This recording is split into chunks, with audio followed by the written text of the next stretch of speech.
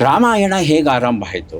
ಭರತ ಮಾತೆ, ಕನ್ನಡ ಮಾತೆ, ಜಯ ಭಾರತ ಜನನಿಗೆ ತನುಜಾತೆ ಯಾಕೆ ಹೇಳಿದ್ರು ನಮ್ಮ ಕವಿಗಳೆಲ್ಲ?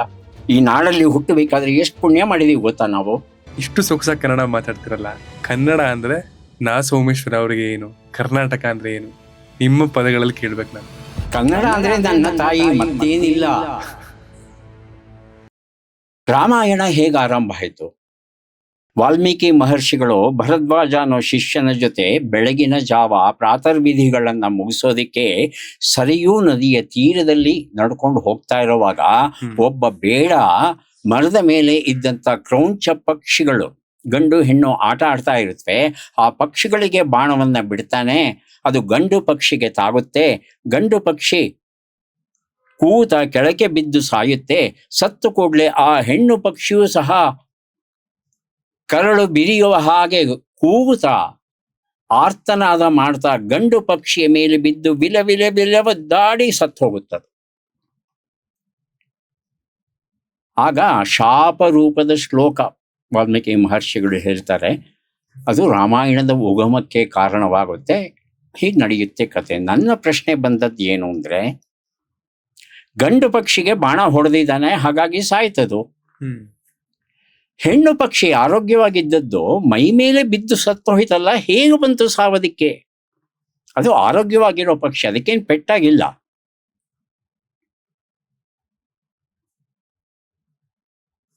ಆಗ ಪ್ರೀತಿಯ ಮಹತ್ವ, ಅದರ ಶಕ್ತಿ, ದಾಂಪತ್ಯದ ನಿಷ್ಠೆ, ದಂಪತಿಗಳಲ್ಲಿ ನಿಜವಾದ ಪ್ರೀತಿ ಇತ್ತಂದ್ರೆ ಏನೆಲ್ಲ ಪವಾಡಗಳು ನಡೀಬಹುದು ಅನ್ನೋದಕ್ಕೆ ನನಗೆ ಮಾಹಿತಿ ಸಿಗ್ತದೆ. ಕೀರ್ತಿನಾಥ ಕುರ್ತಕೋಟಿ ನಮ್ಮ ಕನ್ನಡದ ಪ್ರಸಿದ್ಧ ವಿಮರ್ಶಕರು, ಅವರು ಮರಣಿಸಿದ ಸ್ವಲ್ಪ ಹೊತ್ತಿಗೆ ಅವರ ಮಡದಿಯೂ ಮರಣಿಸಿದ್ರು.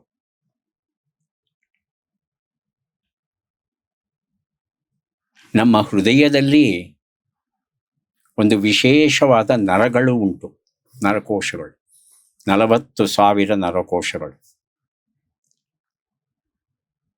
ಅವು ಕೆಲವು ಸಂದರ್ಭದಲ್ಲಿ ತಮ್ಮ ರಾಸಾಯನಿಕ ವಸ್ತುಗಳನ್ನು ಹಠಾತ್ತನೆ ಉತ್ಪಾದನೆ ಮಾಡಿದಾಗ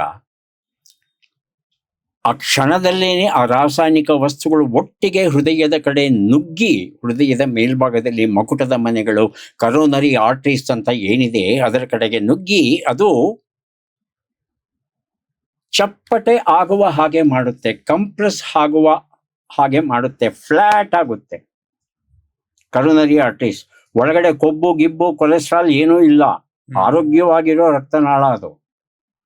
ಅದು ಫ್ಲಾಟ್ ಆದ ಕೂಡ್ಲೇನೆ, ಚಪ್ಪಟೆ ಆದ ಕೂಡಲೇ ರಕ್ತ ಸಂಚಾರ ನಿಲ್ಲುತ್ತೆ, ಸಾಯ್ತಾನೆ 4 ನಿಮಿಷದಲ್ಲಿ.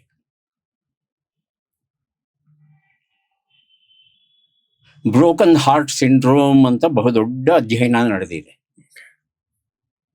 ನಾನು ಹೇಳ್ತಾ ಇರೋದು ಶುದ್ಧ ವಿಜ್ಞಾನ, ಕಥೆ ಅಲ್ಲ, ಶುದ್ಧ ವಿಜ್ಞಾನ.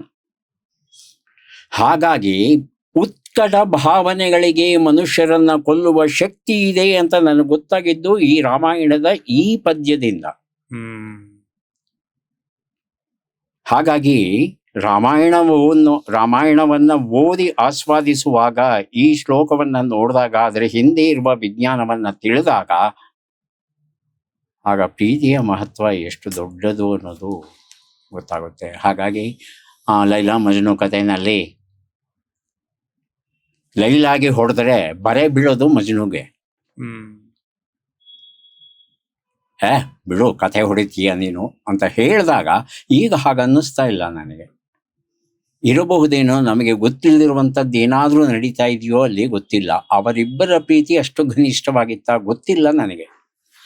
ಹಾಗಾಗಿ ಮೊದಲು ಯಾವ ರೀತಿ ಟೀಕೆ ಮಾಡ್ತಾ ಇದ್ದೆ, ಆ ಟೀಕೆ ಮಾಡೋದು ನಿಲ್ಲಿಸಿದ್ದೇನೆ. ನನಗೆ ಗೊತ್ತಿಲ್ಲ ಅಷ್ಟೇ ನಾನು ಹೇಳೋದು. ಅದು ನಿಜವ, ವೈಜ್ಞಾನಿಕವಾಗಿ ಸತ್ಯವ ಗೊತ್ತಿಲ್ಲ, ಅಷ್ಟು ತಿಳುವಳಿಕೆ ನನಗಿಲ್ಲ ಅಂತ ನನ್ನ ಸೋಲು ಒಪ್ಕೋತೇನೆ. ಹಾಗಾಗಿ ಸಾಹಿತ್ಯ ಮತ್ತು ವಿಜ್ಞಾನ ಇವೆರಡರ ಅಧ್ಯಯನ ನನಗೆ ತುಂಬಾ ಅನುಕೂಲ ಮಾಡಿಕೊಟ್ಟಿದೆ. ಈ ಜರ್ನಿಯಲ್ಲಿ ಸಾಹಿತ್ಯ, ವಿಜ್ಞಾನ ಎಲ್ಲದ ಅನುಭವ, ಅದರ ಒಂದು ರೋಮಾಂಚನಕ ಘಟ್ಟಗಳನ್ನ ಅನುಭವಿಸಿದಿರಾ, ಟ್ರಾವೆಲ್ ಮಾಡಿದಿರಾ, ಮಾಡಿ ಈ ಹಂತಕ್ಕೆ ಬಂದು ನಿಂತ್ಕೊಂಡಿದ್ದೀರಾ. ಈಗ ಹಿಂದೆ ತಿರುಗಿ ನೋಡಿದ್ರೆ ಎಷ್ಟು ನೆಮ್ಮದಿ ಇದೆ, ಯಾವ ಘಟ್ಟ ತುಂಬಾ ನೆಮ್ಮದಿ ಕೊಡುತ್ತೆ, ಯಾವುದನ್ನ ಮತ್ತೆ ಮೆಲುಕು ಹಾಕ್ತಿರ್ತೀರಾ? ಇಲ್ಲ, ಹಾಗೇನಿಲ್ಲ. ಯಾವುದು ಪದೇ ಪದೇ ಮೆಲುಕು ಹಾಕೋಕ್ಕಷ್ಟು ಇದಿದೆ ಆ ಥರದ್ದು ನಾನು ಒಪ್ಪಲ್ಲ. ನನ್ನ ಹಿಂದಿನ ಅಷ್ಟೂ ಅನುಭವಗಳು ಇತ್ಯಾತ್ಮಕ ಅನುಭವಗಳು, ನೇತ್ಯಾತ್ಮಕ ಅನುಭವಗಳು ಆಗಿವೆ. ಅದನ್ನು ಮರೆತು ಇತ್ಯಾತ್ಮಕ ಅನುಭವಗಳನ್ನು ನೋಡ್ಕೋತಾ ಹೋಗಬೇಕು. ಆಮೇಲೆ ಹಿಂದೆ ಆದದ್ದನ್ನೇ ನೆನೆಸ್ಕೋತಾ ಕೂತ್ಕೊಳ್ಳೋ ಜಾಯಮಾನ ನನಗೆ ಕಡಿಮೆ.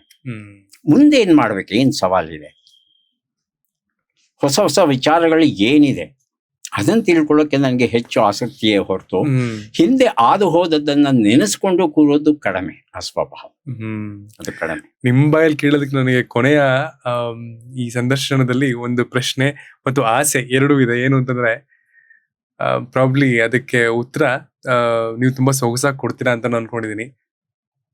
ಇಷ್ಟು ಸೊಗಸಾಗಿ ಕನ್ನಡ ಮಾತಾಡ್ತಿರಲ್ಲ, ಕನ್ನಡ ಅಂದ್ರೆ ನಾ ಸೋಮೇಶ್ವರ ಅವರಿಗೆ ಏನು, ಕರ್ನಾಟಕ ಅಂದ್ರೆ ಏನು, ನಿಮ್ಮ ಪದಗಳಲ್ಲಿ ಕೇಳ್ಬೇಕು ನಾನು. ಕನ್ನಡ ಅಂದ್ರೆ ನನ್ನ ತಾಯಿ, ಮತ್ತೇನಿಲ್ಲ. ತಾಯಿಯನ್ನ ಯಾಕೆ ಪ್ರೀತಿಸ್ತೀರಿ ನೀವು? ನಿಮ್ಮ ತಾಯಿಯನ್ನ ನೀವು ಯಾಕೆ ಪ್ರೀತಿಸ್ತೀರಿ? ನಿಮ್ಮ ತಾಯಿಯನ್ನ ನೀವು ಪ್ರೀತಿಸದೇ ಇದ್ರೆ ಇನ್ಯಾರು ತಾನೇ ಪ್ರೀತಿಸ್ತಾರೆ? ಹಾಗಾಗಿ ಪದೇ ಪದೇ ಹೇಳುವಂತ ಮಾತು ಏನು ಅಂತ ಹೇಳ್ತಂದ್ರೆ, ತಾಯಿ, ತಾಯಿ ನುಡಿ, ತಾಯಿ ನಾಡು, ಇವು ಮೂರಕ್ಕೂ ಬದಲಿ ಇಲ್ಲ, ಆಲ್ಟರ್ನೇಟಿವ್ ಅನ್ನೋದಿಲ್ಲ. ರಾಮಾಯಣದಲ್ಲಿ ರಾವಣ ಸತ್ತಿದ್ದಾನೆ. ಲಕ್ಷ್ಮಣ ಬಂದು ರಾಮನ ಹತ್ರ ಕೇಳ್ತಾನೆ, ಅಣ್ಣ, ಭರತ ಹೇಗಿದ್ರು ಅಯೋಧ್ಯೆಯ ಅರಸ ಆಗಿದ್ದಾನೆ, ಅವನಿಗೆ ಬಿಟ್ಬಿಡೋಣ, ಬೇಡ ನಮಗೆ ಅಯೋಧ್ಯೆ, ಈಗ ಗೆದ್ದಿದ್ದೇವೆ ನಾವು, ಈ ಲಂಕೆಯನ್ನ ನಾವೇ ಯಾಕೆ ಅರಸರಾಗಿ ಇದನ್ನ ಆಳಬಾರದು ಅಂತ ಕೇಳಿದಾಗ ರಾಮ ಹೇಳ್ತಾನೆ, ಅಪಿ ಸ್ವರ್ಣಮಯಿ ಲಂಕಾ ನಮೇ ರೋಚತೆ ಲಕ್ಷ್ಮಣ, ಜನನಿ ಜನ್ಮಭೂಮಿಶ್ಚ ಸ್ವರ್ಗಾದಪಿ ಗರೀಯಸಿ. ಚಿನ್ನದಿಂದ ಮಾಡಿರುವ ಈ ಲಂಕೆ ನನಗೆ ಇಷ್ಟವಿಲ್ಲ ಲಕ್ಷ್ಮಣ, ನನಗೆ ನನ್ನ ತಾಯಿ ನಾಡು ಹಿರಿದಾದದ್ದು ಅನ್ನೋ ಮಾತನ್ನ ರಾಮ ಹೇಳ್ತಾನೆ. ತಾಯಿ, ತಾಯಿ ನುಡಿ, ತಾಯಿ ನಾಡು, ಇದಕ್ಕೆ ಬದಲಿ ಇಲ್ಲ. ಹಾಗಾಗಿ ಇವು ಮೂರನ್ನು ಪ್ರೀತಿಸ್ಬೇಕು ನಾವು. ಎಲ್ಲಿಯವರೆಗೆ ನಿಮ್ಮ ತಾಯಿ, ನಿಮ್ಮ ತಂದೆ ತಾಯಿ ಇದ್ದಾರೋ ಅವರನ್ನ ಚೆನ್ನಾಗಿ ನೋಡಿಕೊಳ್ಳಿ. ಯಾಕಂದ್ರೆ ಅವರು ನಿಮಗೇನು ಮಾಡಿದ್ದಾರೆ ಅದನ್ನ ತೀರಿಸ್ಲಿಕ್ಕೆ ಒಂದು ಜನ್ಮ ಸಾಕಾಗಲ್ಲ. ಹಾಗಾಗಿ ಅವರಿಗೆ ಗೌರವ ಕೊಡಿ, ಚೆನ್ನಾಗಿ ನೋಡ್ಕೊಳ್ಳಿ, ಪ್ರೀತಿಯಿಂದ ನೋಡ್ಕೊಳ್ಳಿ, ಅವರ ಮನಸ್ಸು ನೋವು ಮಾಡಬೇಡಿ. ತಾಯಿ ನುಡಿ ನಿಮ್ಮನ್ನು ಒಬ್ಬ ವ್ಯಕ್ತಿಯನ್ನಾಗಿ ಬೆಳೆಯೋದಕ್ಕೆ ನೆರವಾದದ್ದು ತಾಯಿ ನುಡಿ. ಅದನ್ನು ಹೇಗೆ ಬಿಡ್ತೀರಿ? ಇನ್ನ ತಾಯಿ ನಾಡು, ಭರತ ಮಾತೆ, ಕನ್ನಡ ಮಾತೆ, ಜಯ ಭಾರತ ಜನನಿಯ ತನುಜಾತೆ, ಯಾಕೆ ಹೇಳಿದ್ರು ನಮ್ಮ ಕವಿಗಳೆಲ್ಲ? ಈ ನಾಡಲ್ಲಿ ಹುಟ್ಟಬೇಕಾದ್ರೆ ಎಷ್ಟು ಪುಣ್ಯ ಮಾಡಿದೀವಿ ಗೊತ್ತಾ ನಾವು? ಇವು ಮೂರಕ್ಕೂ ದ್ರೋಹ ಮಾಡಬೇಡಿ, ದ್ರೋಹ ಬಿಗಿಬೇಡಿ. ಹಾಗಾಗಿ ನಾನು ಯಾವತ್ತೂ ಹೇಳ್ತಾ ಇರ್ತೇನೆ, ನಿಮ್ಮ ಮಕ್ಕಳಿಗೆ ಕನ್ನಡವನ್ನ ಚೆನ್ನಾಗಿ ಕಲಿಸಿ. ತಾಯಿ ನುಡಿಗೆ ನಿಮ್ಮಿಂದ ದ್ರೋಹ ಆಗಬಾರ್ದು. ಹೊರಗಡೆ ಅವರು 100 ಭಾಷೆ ಕಲ್ತ್ಕೊಳ್ಳಿ, ಏನು ತಪ್ಪಿಲ್ಲ. ಅದೇ ನಿಮ್ಮ ಮನೆಯೊಳಗೆ ನೀವು ಕನ್ನಡವನ್ನ ಕಲಿಸ್ಲಿಲ್ಲ ಅಂದ್ರೆ ನೀವು ಅಪರಾಧಿಗಳಾಗ್ತೀರಿ, ದ್ರೋಹಿಗಳಾಗ್ತೀರಿ. ಹಾಗಾಗಿ ತಾಯಿ, ತಾಯಿ ನುಡಿ, ತಾಯಿ ನಾಡು. ತುಂಬ ಹೃದಯದ ಧನ್ಯವಾದಗಳು ನಿಮ್ಗೆ.